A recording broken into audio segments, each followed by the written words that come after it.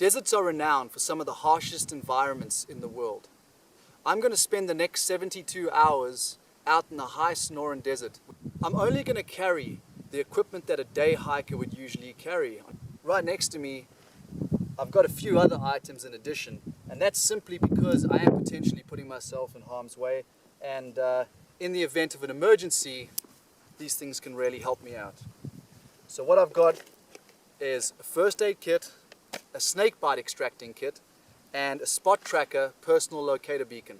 All right, in case of a serious emergency, I can at least bring help to me when I need it. Apart from those emergency items, I've simply packed all my camera gear, a water bottle, that's full, that's the only water that I've got, an energy bar, and a sweater. To increase the challenge, I'm not wearing any shoes. Okay, that'll add a little twist to it. I do not have any food apart from that energy bar. I have no knife, I have no other tools. And I'm going to spend the next 3 days showing you that you can get by without those items. So my first priority is definitely going to be water and shade. It's about 9 o'clock and it's probably around 88 degrees Fahrenheit. So it's going to start picking up in temperature very soon. So up behind me we've got a dead yucca stalk, and I'm going to harvest that, and I'll show you what we'll do with that later on. It's going to be very useful.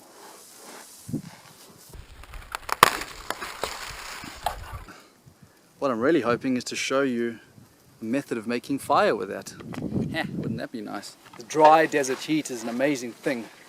It sucks all of the moisture out of your skin before it even really has time to settle on your skin, so you're dehydrating and you don't even realize it. Shade. I've just walked into this awesome patch of sycamore trees, a really good indicator of water, quite common here in the southwestern part of the US. Just walking through, admiring all the different plant species I have here, and caught a stench. That, which is the leg of a deer, okay, right there, and I carried on following my nose, and then came across that. Most of the leather is actually deteriorated in the sun. Ah, that's a real pity. The one thing I've really got to keep an eye out for when I'm walking around barefoot is rattlesnakes. So I've ended up in this grove of sycamore trees and alder trees and willow trees. There's water over the moon. It's just that it's not really looking very clear, and it's kind of marshy. It's very low to the ground. It's only a trickle. You can see it there. The sweet sound of running water. Look at that. I have now achieved water. I've got it, but I want to boil it. So for me, my next step is going to be fire and then shelter. Not too concerned about shelter out in the desert. It's more, just more for peace of mind. You know, sleeping inside of a shelter than actually requiring it out here. Rainfall is minimal. It gets cold at night, but a fire will do the trick. I've been scouting around for a tinder sauce, and I've just found one of my favorites. Down here we have what we call mugwort. This is the mugwort leaf here. You turn it upside down and there's quite a contrast between the white and the green. Okay, but of course live stuff never works for us. Too much moisture. This is the dead leaf. Check it out. See, little fibers. It's perfect for taking an ember. Not the best for a spark, but perfect for an ember.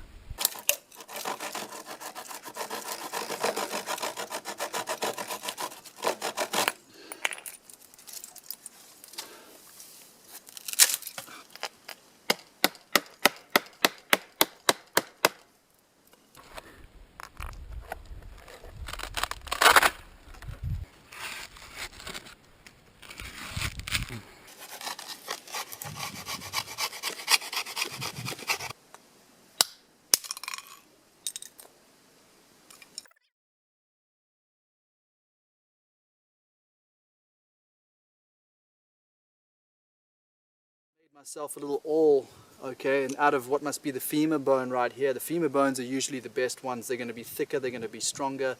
You know, we've got the hip bones over here, which are going to be a lot thinner. Of course, you'd think they'd work well for a sharp edge.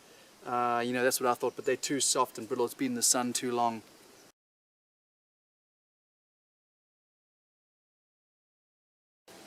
Okay, so just like a bamboo fire saw, I have got my running board for the top. I've put my hole through the center. Okay, so it looks like a little crater from the inside, and it just pokes through on the other side. I've then cut a little groove, which will be located on the side, okay, of this piece. Okay, and you can see I've sharpened up the edge. All right, so the process is, if I rub this up and down fast enough, the friction will build up heat.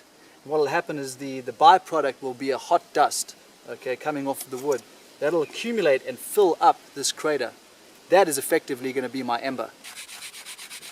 Got smoke.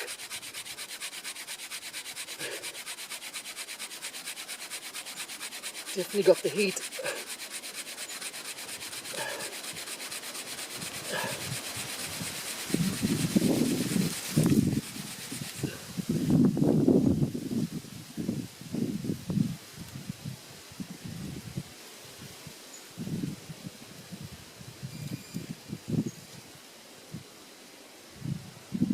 Oh, it looks like I've got an ember.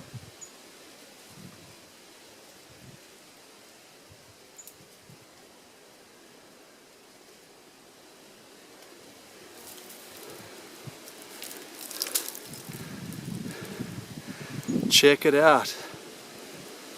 It's a little windy, so you might not be able to see it, but ha, that is awesome.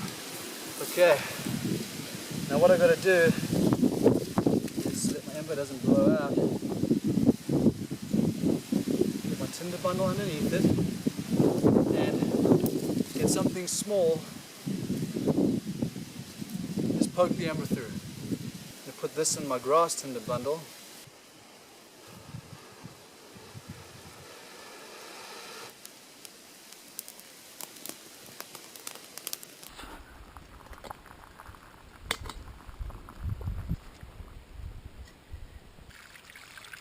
Got like a trough, okay, off my little waterfall. Comes on down, position my water bottle precisely so that the water is pretty much slapping up against the side, acting like a heat exchanger.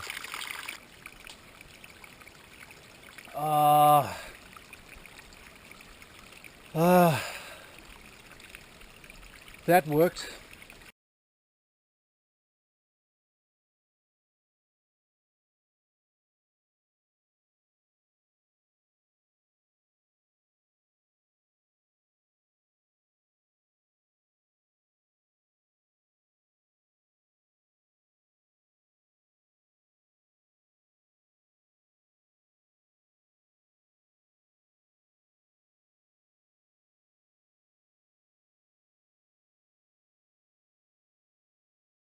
Okay, I think I'm done with my shelter. Check it out.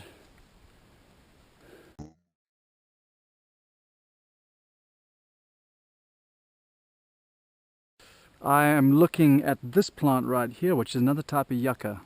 And if you have a look at each of these leaves, they're very supple. They have a lot of great fibers inside. And all I got to do is mash them a little bit to get the pulp separated from the fibers. And I can use this as cordage without even having to do a reverse wrap. It'll be strong enough and easy to work with. And I'm going to just go with a narrow diameter stick. It doesn't have to have a lot of strength, but this is going to be for the door of my shelter.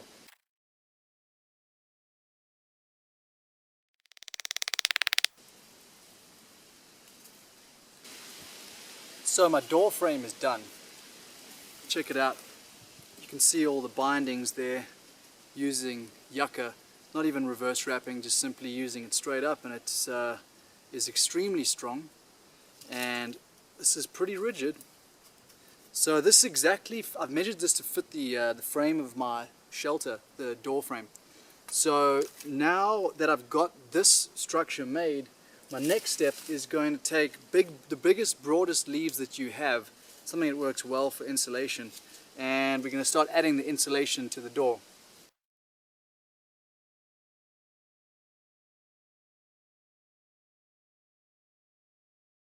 Done with the door, and I've got a completely sealed shelter, and this is what I was really aiming for.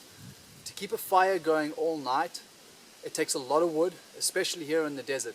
The wood is so dry that it burns through so quickly. So what you do is you take two pieces, and you would like them to be roughly the same length. Fold them over in your fingers. Okay, and then you just twist from the top. Use those two fingers to pull it over, and then you twist that and you roll that over. And you keep on going with the process, always using your thumb and your index finger on your left hand to pinch off the last place that overlapped. I'm going to keep on going, but that's what I'm looking for. Earlier on my way to get water, I saw a big rat on the side of this hill up here, and I think he lives underneath that dead yucca up there. So I've decided to set a trap really close to him. Now, Piute deadfall is a great trap for rodents, and this is where my energy bar comes into play. So I don't usually make a Piute deadfall this way, but I had to improvise a little bit because I don't have a knife. So I've used a fork piece over here, okay, where my hinging piece sits on, and I've reverse wrapped some yucca leaf as our cordage. I've then used bone as the toggle, because the smoothness of the bone will probably make it more sensitive. And then moving inside, we've got our bait stick, and then there is the energy bar that's on the end of our bait stick. Now you'll notice that there's some yucca around it. I actually like to wrap my bait around the bait stick and really hold it in there securely, so the animal has to work pretty hard to get it out, and therefore more chance of it disrupting the bait stick. I got a second Piute deadfall set, so we've got two in action. Hopefully that brings us better results.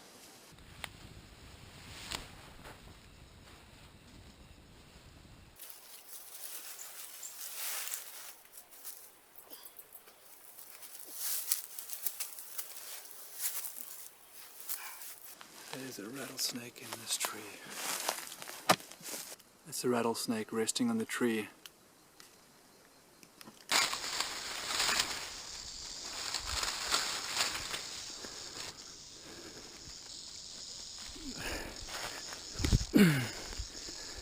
I make sure that I cut right behind the back of the head, give enough room for that venom sac. So breakfast is served. The most important thing to do is bury the head after you've dispatched the snake, so that those fangs don't get caught up in your feet or any other person that's around you, because it can still inject venom after the snake's dead.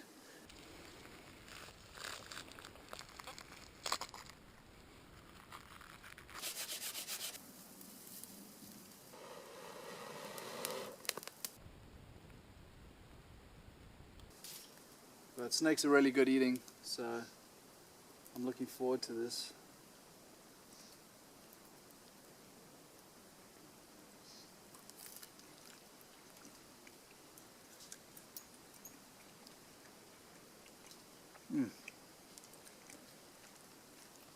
A very simple hunting tool that you can make in a survival situation is a throwing stick or a rabbit stick. It's simply a stick that's about 2 feet long and about 1 to 2 inches in diameter. The idea is that you can get pretty accurate with this with a bit of practice. Once you throw it at a small animal or a bird, you maim it, or potentially kill it if you're a good shot. This is more of an opportunistic way of hunting, and I'm actually going out looking for some wild edibles and seeing what else I can find. And so I'll just carry this along with me. You never know what decides to show up.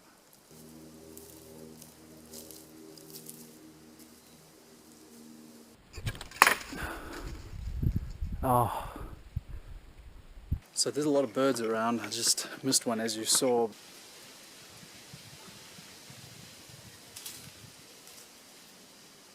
front of me here we've got cattail. Okay, it's another great edible in survival. You can eat the roots, you can eat the stalk, It's kind of like a heart, of palm. So you pull it out and you can boil it, and even the bottom section you can eat raw. I've pulled out a few leaning against the log there.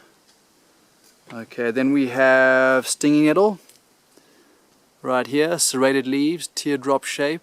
Okay, the bugs have also been eating them, it seems, but taste like spinach. Very nutritious, and they grow like weeds. Got wild lettuce. All right, that's growing right here. So just in one area, I've got myself a salad for dinner. So I'm actually going to give up on the hunting. I'm going to head back now and start preparing. My feet taking a bit of a beating. During the day when it heats up, the sand gets so hot, and I have to walk back and forth through a sandy patch to go and boil my water and then cool it down. And so I think I burnt the soles of my feet, and now it's pretty tough getting around.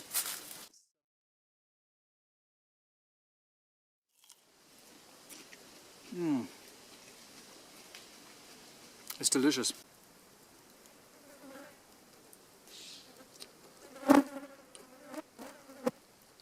So there's a full moon tonight, and it's just spectacular. Everything is lit up.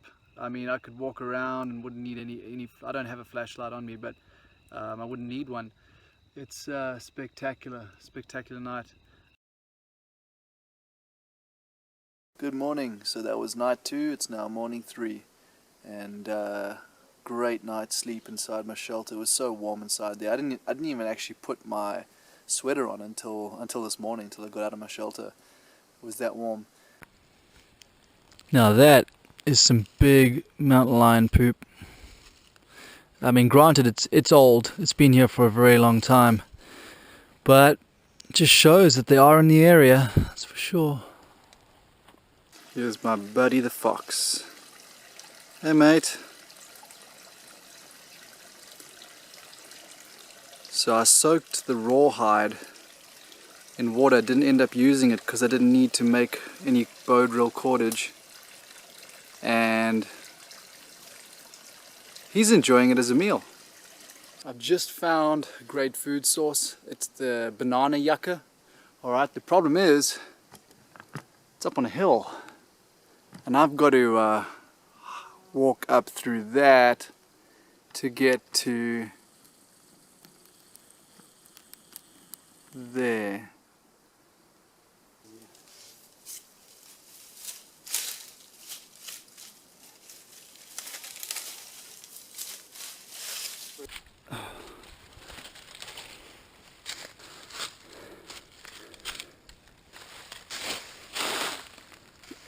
Yeah, when I said to you in the beginning that having no shoes adds a twist, I wasn't joking. Oh, look at that.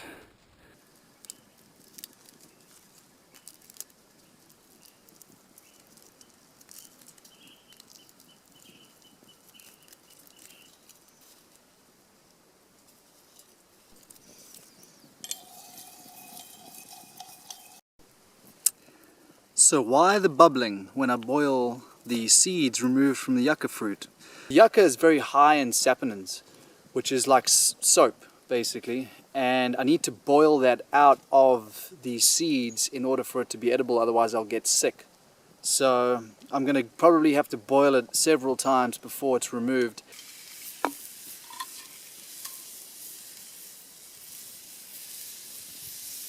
So I've just finished up roasting my yucca seeds. I had to soak them in the little creek down there for quite a while, several hours, to leach out all of the saponins. But now that I've done that, and now that they're roasted, they're really good. Very nutty flavor. I've been eating really well these past 3 days. I'm very grateful for that.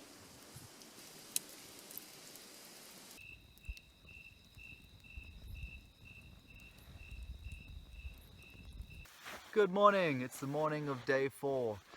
Camp is broken down. I'm trying to leave no trace, and I'm about to head back to civilization.